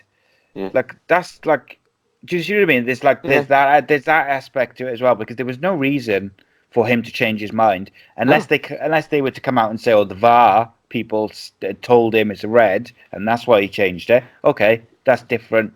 That's not down to Martin Atkinson. That's down to. But say you've got but you look at the VAR. tackle. His feet didn't leave the floor. He didn't go over the top of the ball. You know what I mean? He tackled from behind. How many tackles do you see from behind in a game? Yeah, It's probably 20, 30. We don't see red cards like that. You know what I mean? We don't see. It's a yellow card. Tackle from behind. The rule is tackle from behind is a yellow card. So it's a yellow card, and he give a yellow card, but he changed his mind. So did he change his mind, or did VAR change his mind? So what I would like to do after that game is Martin Atkinson to do a Sky interview, like all the referees I think should, on decisions which are dubious, just to come out and explain. And if that's his decision, then we stick by it. Because if that's the wrong decision, then he should lose his Premier League place for next game and he should be down in the Championship. And I hope that doesn't happen, because if he comes down in the Championship, he's going to make another mistake, and then we'll have to talk about it next week. So yeah, that's the problem, isn't it? do you know what I mean? So that. Why should we have to spend 10 minutes talking about him and giving him some publicity when he's made another mistake? Yeah. So he made a mistake, and hopefully it gets sorted out, and Son gets his yellow card, but more importantly, Gomez gets a speedy recovery, and I know he had his operation today, so I wish him all the best, because it was a shocker, a horror injury, but I hope he comes back fitter, stronger, and better than ever. Yeah, I couldn't agree more, mate. It was a horrible injury, and it's just one of those which kind of came from not much. Yeah. Okay, last question before we get to the last question. I'm worried when you start laughing. Yeah, it's just a random one, that's all. So the first one is why the F aren't Cardiff paying the Salah money? It's just a terrible look all around. Plus, if they end up with a transfer ban, I worry about them shooting down to League One next season and beyond. I would love to be a fly in the wall in some of the board meetings about this finances and about the reasoning behind why they're not paying it. Is it? Are they waiting for insurance to pay out? Is there something they're waiting for? I don't know. You know what I mean? Because if he was a Cardiff City player, which the contract was all signed because he flew back to France to fly back over to Cardiff, then he was only going to go pick clothes up to come back. So he's a Cardiff City player. So contracts have been signed, everything's delivered. You know what I mean? So monies should be delivered if that's whatever's agreed. If that's 5 million. 15 million, 16 million, whatever the transfer fee if it was just a small percentage, wherever that agreed percentage was to be paid to the football club should be paid. And unfortunately, what happened, I hope never, ever, ever happens to anybody again, ever, because of the upset it's caused to families, it's up to football clubs, to everybody. But this is just dragging out a little bit now. You know what I mean? And it was Salah's birthday 2 days ago, and I just think, for the family's sake and for football's sake in general, and you use the word there, integrity, just pay it and just put it to bed a little bit, and just let the boy rest in peace, so he can move on, his family can move on, because when he doesn't get paid, the story becomes a bigger story. Something else, you know what I mean, and you know what I mean, the poor family who's been through not just the death of the son, you know what I mean, now the dad as well. It's heartbreaking, and these things shouldn't happen to people, and you know what I mean. And it's just, I don't know, you know what I mean. It's not going to go away, Si. So you know what I mean. The potential of it's going to get worse. So if it's going to get worse, then just make it better by just writing the check. Yeah, well, Cardiff are appealing it now apparently, so it's going to drag on, and I just think all it does is it takes away from remembering Salah and just letting his family get over it and rest in peace, and that it's like it just drags it out, and it makes Cardiff look bad. It looks football look bad, because it just makes it look like really shady, as if like the boy passed away, so we don't need to pay now. And I just think it's just not a good. I'm sure there's reasons for it, and there's probably is to do with insurance and stuff like that. It just creates bad publicity, though, doesn't it? It's just bad publicity. Although I say that, I think it's insurance.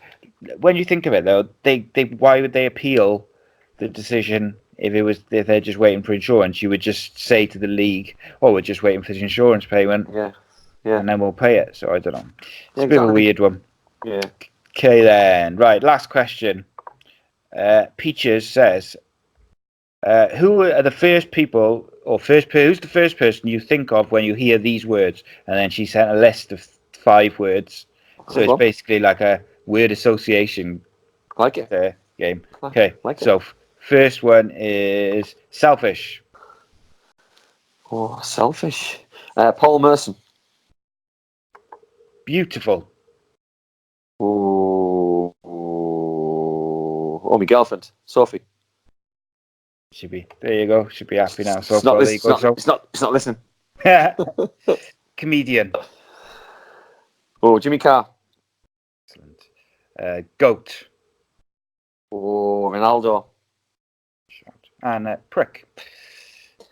Danny Mills. Not a fan of you. No, I don't think we're a fan of each other. Ah, there you go. He was on the radio yesterday. Yeah, I don't. Yeah, not very I good. don't like him. No, I don't like him. He's not very good on the radio. So you know what question? You'll have a load of questions next week. Why don't you like Danny Mills? Yeah. Paul Merson. You two. What up with Paul Merson? Yeah. There you go. So anything you want to share? We'll do that on the live show side. Yeah, there you go.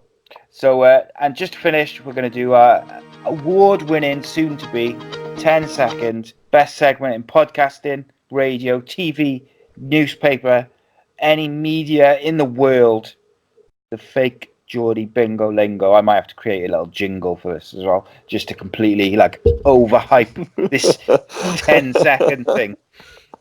So, what you got for me this week, mate? Right, I'm gonna go back to beginning. So I'm gonna go a bit of lingo. So if I was getting you to believe something, so if I did a statement, so let's say for example, I'll use a football terminology. So I'll go down the route of Middlesbrough aren't going to get relegated, and I go swear down, Middlesbrough aren't going to get relegated, swear down, Middlesbrough aren't going to get relegated. So I use that a lot, and I'm going to use it. I'm going to drop in a few words over the next few weeks, just to see if you can count how many borough lingos I drop into conversations. Yeah. So it's going to be a test. It's going to be a test on people. Test people. Yeah. So I got coming up to Christmas, I'm going to do a couple of competitions for some stuff, which is being made and designed currently. So maybe we'll come up with some competitions. Maybe got to find a word within the podcast, which is just randomly there. Be used. Swear down in the middle of a sentence. Yeah, that's good. I like that one. So we've got to take the word association. We've got to guess what we're doing. Swear down. Yeah, it's true. Swear down. And we also discovered that if you send in word association questions for Andy, you get some good fun answers. So yeah, you do. Send more honest, of them. Good, fun, honest answers. Yeah, it's the best way. Always get honesty, if nothing else, mate. It's the best policy, mate. Best policy, that one. Indeed. That's right, guys. Thanks for joining us. You can find Andy at Twitter at Andy Campbell 32. You can find me at ACEcast_nation. You can also find the show at facebook.com/ACEcastNation. And as always, the video versions of all the shows at youtube.com/AcePodcastNation, or audio versions everywhere. iHeartRadio, Apple Podcasts, Google Podcasts, Spotify, Stitcher, all that good stuff. Andy, thank you for joining me, mate. My pleasure, my friend. Loved it again. It's always good. Always good. Guys, share the post, like the video, tell your friends, come join us, because the more people who listen and watch will eventually do the show live on a Monday, which will be loads of fun, because then we get to interact with you all as we're doing it. Yeah. And get involved on Twitter, because we're having some right debates at the minute these last couple of weeks, haven't we? Indeed, we have. Yeah. There was loads of fun. Loads of polls, loads of fun, loads of debates, loads of discussions. And come on, Swansea fans, come and say hello. There's the one type of fan which they haven't come and said hello yet. No, I took a bit of stick, so I'd like a bit of banter to go with it, though. You know what I mean? Not just abuse. Don't just come with abuse. Come with a bit of fun and interact it because there's going to be payback. So there's going to be payback in the season, and I don't want that. That's just going to be one sided as well. There's got to be two sides of this story. There's always two sides to every story you see. Yeah. Right, guys. Thank you, Andy. Thank you, and My pleasure. See you next week. Cheers. Top man.